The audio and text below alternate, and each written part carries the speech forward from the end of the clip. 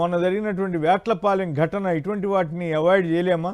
ఎందుకో ఏపీలో వరుస ఘటనలు గత ఏడాదిన్నరగా జరుగుతున్నాయి, ఇప్పటికీ జరుగుతూనే ఉన్నాయి. మొన్న పాల కల్తీ, నేను మొన్న అంతకుముందు ఆ తర్వాత నీళ్ల కల్తీ, ఇప్పుడు ఈ మందుగుండు సామాగ్రి పేలి అనేక మంది మరణించడం.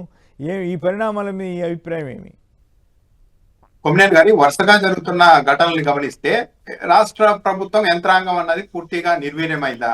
అంటే ప్రభుత్వ పెద్దల నుండి చేయాల్సిన పనులు కాకుండా వేరే వాటి మీద ఎక్కువ దృష్టి కేంద్రీకరిస్తుండడంతో కింది స్థాయిలో యంత్రాంగం కూడా చాలా జోయల్ గా తీసుకుంటున్నారు అనే అభిప్రాయం కలుగుతుంది. ఎందుకంటే నిన్న మంత్రి గారు చెప్తున్నారు, యాక్చువల్లీ రోజుకు కేవలం 15 కిలోలు మాత్రమే అక్కడ అది ఉండాలి టపాసులు తయారు చేసే మందు అనేది, కానీ 800 కేజీలు తెచ్చారు అక్కడికి అని చెప్తున్నారు.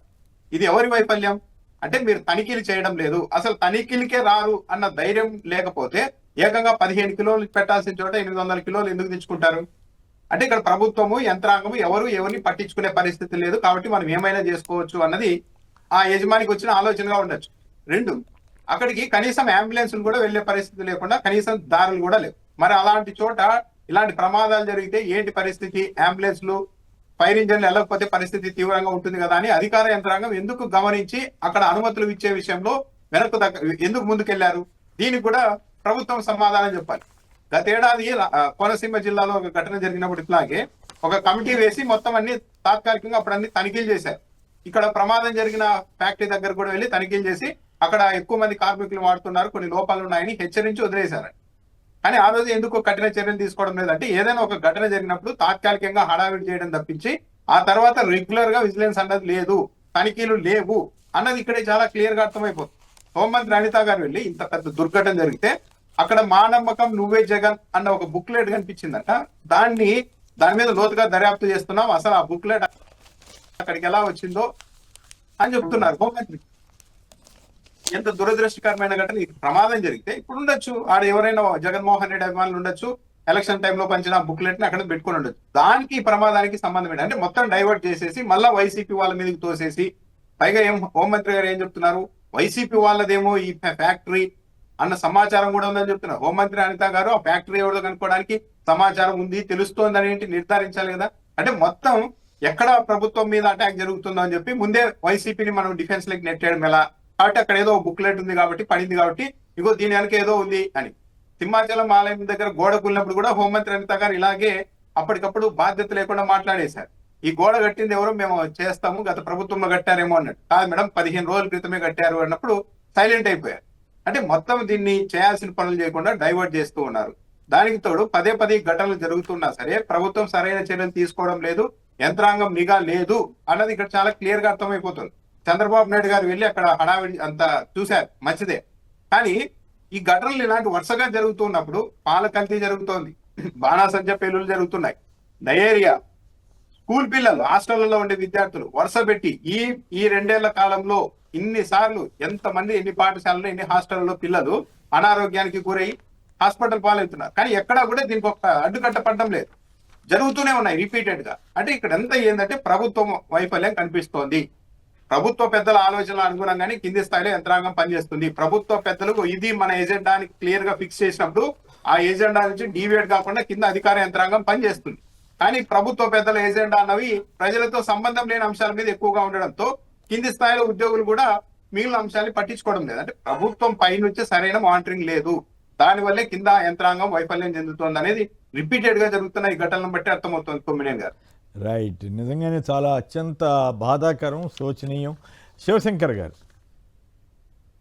ఈ ఘటన జరిగినటువంటిది నిజంగా వాళ్ళందరికీ కూడాను ప్రగాఢ సంతాపం తెలుపుతూ, ఇది చాలా చాలా అంటే చాలా అసలు మాటలు కూడా లేదు అక్కడ చూస్తుంటే. ఆ బాడీలు కానీ, అదంతా తీరును కానీ, ఆ యొక్క క్షతగాత్రమైనటువంటి విధానం కానీ.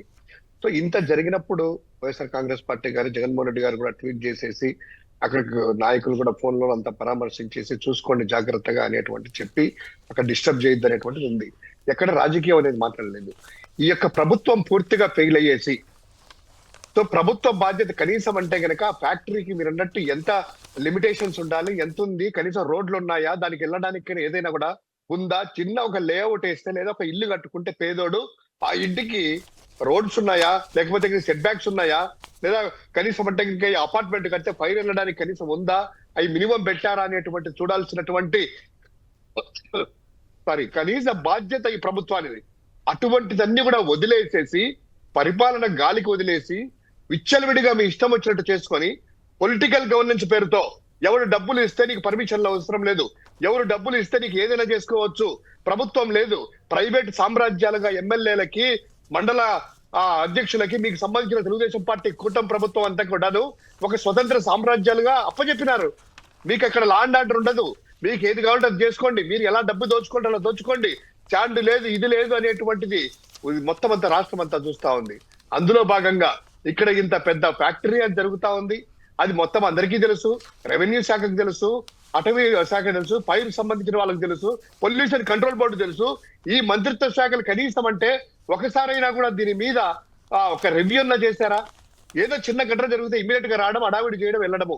ఇంత పెద్ద ఘటన జరిగితే, అంతమంది క్షతగాత్రులు అయితే, పూర్తిగా ప్రభుత్వం విఫలమైతే దాన్ని సరి చేసుకుంటామని చెప్పాల్సినటువంటి బాధ్యతలో ఉన్నటువంటి పెద్దలు ఏం చెప్తారు? ఇది జగన్ గారికి సంబంధించిన పాంప్లెట్లు ఉంటాయంటారా? అంటే జగన్ గారికి సంబంధించిన పాంప్లెట్లు కానీ ఏదైనా కూడా ఎక్కడైనా ఉన్నా కూడా మీరు పట్టించుకోరా? అంటే ఒక ఫ్యాక్టరీ అనేటువంటిది ఏదైనా వేరేటి ఉంటే కమ్యూనిస్టులో, బీజేపీయో, ఇంకోటి పొలిటికల్ పార్టీయో పాంప్లెట్లు కానీ ఏదైనా ఉంటే కనుక మీరు పట్టించుకోరా? అంటే మీకు లా అండ్ ఆర్డర్ సంబంధం లేదా? ఇక్కడ మీరు ప్రభుత్వ వైఫల్యం కాదా? దీనికి కనీస బాధ్యత తీసుకున్నారా? ఆ రోడ్లు ఉన్నాయో లేదో చూసుకున్నారా?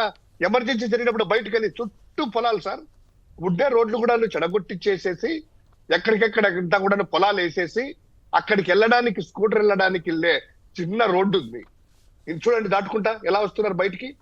ఎక్కడన్నా కింద దారి ఉందా? కనీసం అంబులెన్స్ వెళ్ళడానికి కానీ, ఫైర్ ఇంజిన్ వెళ్ళడానికి కానీ ఉందా? ఇంత దుర్మార్గంగా పరిపాలన చేస్తూ, ఫ్యాక్టరీలన్నీ కూడా మీ ఇష్టం వచ్చినట్టు చేస్తూ ఈ రోజు మళ్ళా రాజకీయం మాట్లాడతారా? చాలా అనైతిక చర్య. ఇమ్మీడియట్ గా అధికారులు కాదు, సంబంధిత మంత్రిని బర్తరఫ్ చేయాలి, మంత్రిని బర్తరఫ్ చేయాలి. ఏదో చిన్న అధికారులు అలా అలా చేసేసి, చిన్న జరిగితే అధికారుల మీద బాధ్యత, మంచి జరిగితే ప్రభుత్వానిదా? ఇది మంత్రిది కాదా బాధ్యత? ఒకటా రెండా? ప్రతి ఒక్క చోట ఏదో ఒకటి ఇట్లాంటి ఘటనలు, వరుస ఘటనలు జరుగుతూనే ఉన్నాయి. వైజాగ్ దగ్గర నుంచి ఇక్కడ చూసుకున్నా కూడాను తూతూ మంత్రిగా రావడము, రాజకీయ ప్రేరేపితం చేయడము, వైఎస్ఆర్ కాంగ్రెస్ పెట్ట వేయడము, తప్పించుకోవడమా? ప్రజల ప్రాణాలంటే మీకు లెక్కలేదా? ఆస్తులంటే లెక్కలేదా? రైట్. ఇది సార్ ఇటువంటి జరుగుతున్నటువంటి ఘటనలు చాలా చాలా హృదయ సంఘటన. ఈ ఘటనంతా కూడాను ఇటువంటి రిపీట్ కాకుండా జరగాలని, ప్రాణాలను, ప్రభుత్వం ప్రజల ప్రాణాలను కాపాడాలని వైఎస్ఆర్ కాంగ్రెస్ పార్టీ గట్టిగా డిమాండ్ చేస్తాం. రైట్. ఏదేమైనా పెను విషాదాల్లో ఇది కూడా ఒక విషాదం. మరి ఇటువంటి వాటిని ప్రభుత్వాలు కంట్రోల్ చేయలేకపోతే ఇంకా ప్రభుత్వానికి, పరిపాలనకి ఏం అర్థం ఉంటుందనేటువంటి విమర్శ సహజంగానే వస్తుంది. మరి దీని మీద ఎట్లా భవిష్యత్తులో ఎలా వ్యవహరిస్తారో చూద్దాం.